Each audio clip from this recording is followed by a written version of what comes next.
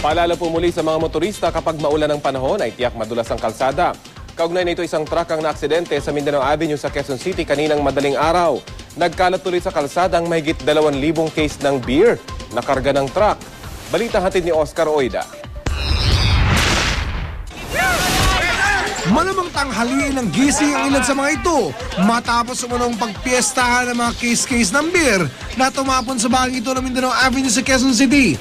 Mag-alas 12 ng hating gabi, kalalabas lamang ng NLEX sa naturang truck na may karga ng mga beer nang madulas ito sa may Mindanao Avenue. Mangilang beses na pumalo kaliwat kanan ng likuran nito dahilan para tumapon sa daan ang sandamakmak na case ng beer. Nakita ko na naka-red. Malayo pa.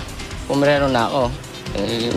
Nung pagpereno ko, umano yung trailer, slide. Kaya hanggang sa hindi ko makontrol para hindi tamaan yung van, iniwas ko dito.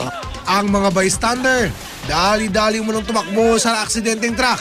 Pero hindi para sa klolohan ang driver nito, kundi para makalibre umano ng inom. Bago pa kami dumating, may mga bystanders na rito na sabi nga nung tropa ko, may nakakuha na doon ng mga ilan-ilan na mga bote ng beer. Buti na lamang at agad na dumating sa lugar ang mga tauhan ng NLEX. Wala rin sila inaksayang panahon sa paglilinis sa kumalat ng mga beer. Yun nga lang, tinati ang 2,100 case ng beer ang kumalat sa bahaging ito ng Mindanao Avenue malapit sa North Luzon Expressway. Sa dami ng kumalat, ayon sa mga otoridad, mahigit 2 oras ang bibilangin bago malinis ang lugar. Ayon sa mga otoridad, walang kaduda-dudang may kabilisan ang takbo ng truck.